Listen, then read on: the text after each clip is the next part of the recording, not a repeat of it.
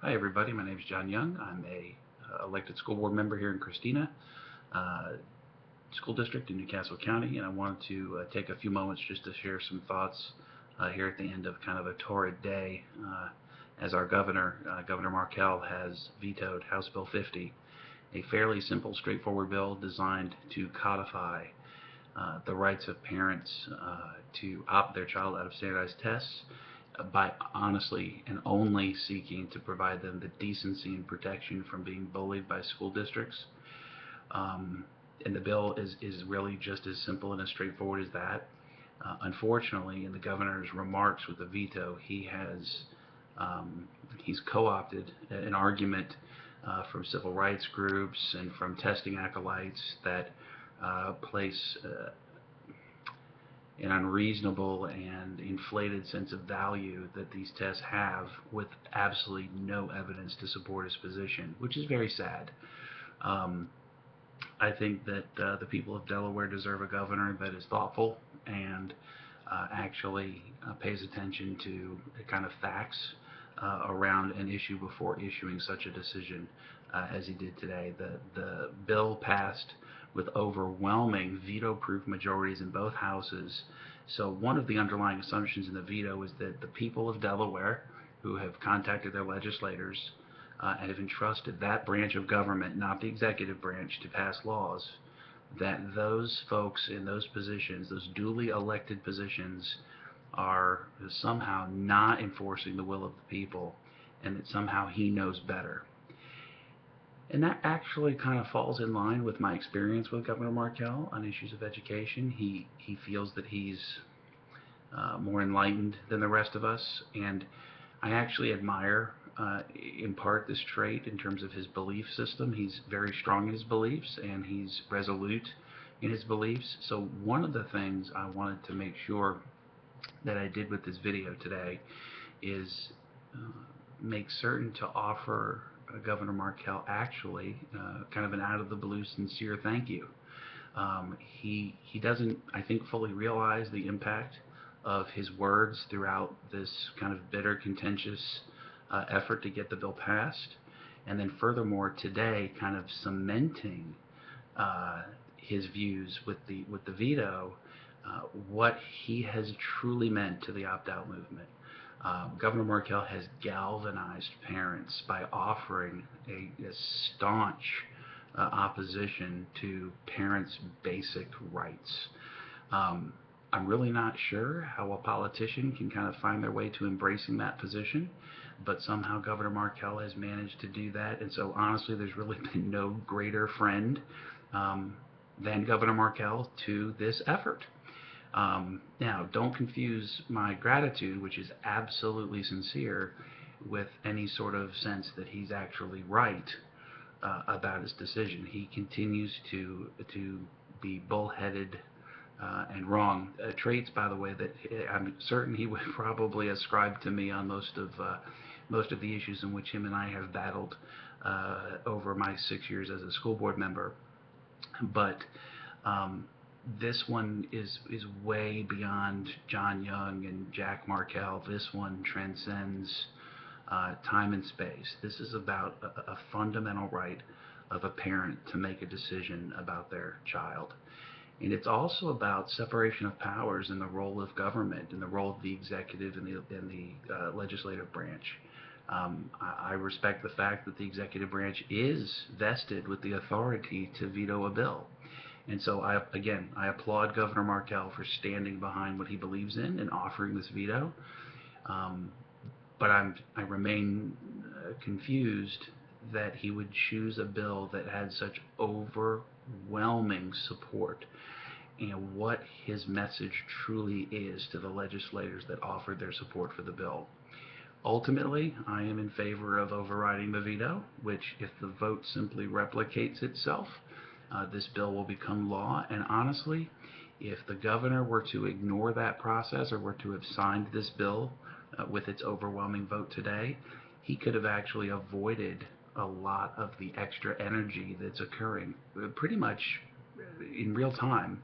There are now brand new Facebook groups developing, new social media campaigns developing, The opt-out movement is literally morphing into a refuse movement. I think he's underestimating the persistence of some of the parents and some of the citizens and some of the taxpayers of this state, and whether they're joining because they have some sort of anxiety about the Common Core, which is a whole different discussion that I won't get into in this particular video, or just the idea that it's simply, my child, my choice. And there's people that are just very organically connected to this in ways that I think our governor has miscalculated. And I am hopeful that any legislators that find their way to hearing this video or watching this video, thank you for your support. I think the people of Delaware would ask you to do literally nothing more than what you've already done, which is affirm that this bill is good policy. It's a good counter policy to a test that has not been validated, that is unproven, and to the idea that our governor would literally abuse the privilege of the efforts of civil rights leaders to suggest that we need a test to know that our state funding isn't helping the right kids. Everybody in Delaware knows that we have an inequitable funding system. Even people that I disagree with probably more than anybody in Delaware at the Rodell Foundation agree that our funding system is completely inequitable. This problem can be solved and has nothing to do with a standardized test. In fact, after almost 20 years of relentless testing, promulgated by everybody from Tom Carper to Paul Herdman to Jack Markell and all of their benefactors, tests that are supposed to help Delaware move forward, those same folks, most notably our governor, continue to point to our failure with testing as the reason to continue testing. It's a circular argument that has kind of been careening towards the cliff for years. And I think we've had our seminal moment today, July 16th, I believe at 12:55 p.m. or whenever he put pen to paper today and announced to our duly elected officials in Legislative Hall, I heard you. I think you're wrong. I think your constituents are wrong. I'm going to tell you lies about why you're wrong, and I'm going to dare you to override my veto. To all of those legislators, it's not worth a political fight with a governor who's literally, by definition, a lame duck. When January comes, the parents of this state have a very simple request. Simply vote again the same way you voted today. Don't buy into the politics of somehow embarrassing your party leader. That is a false argument. The argument that matters is, as a parent, who should have control of their child's education? And if we can't trust parents, who can we trust? Parents, as many people say, are our child's first teacher. Many teachers believe this. Obviously, all of us who are parents believe this, and that was reflected in your original vote.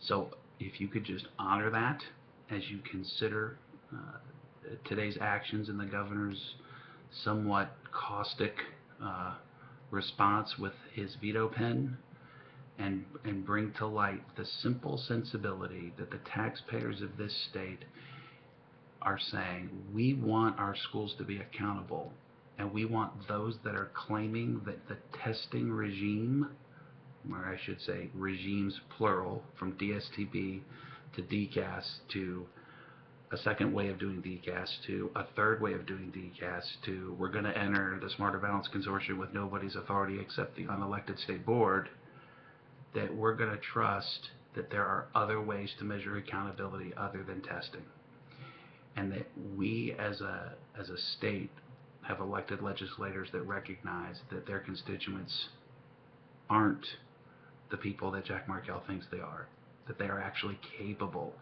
of making decisions. And I don't think a greater message could be sent to the parents of Delaware than for our legislature to say, we want you to be in our schools, we want you to be involved, and we trust the decisions that you make. That's why the Delaware PTA has been behind this bill from the beginning, and the opponents of this bill continue to come from the moneyed interests in this state, not the organic grassroots interests. So let's score a win for populism. Let's override this veto.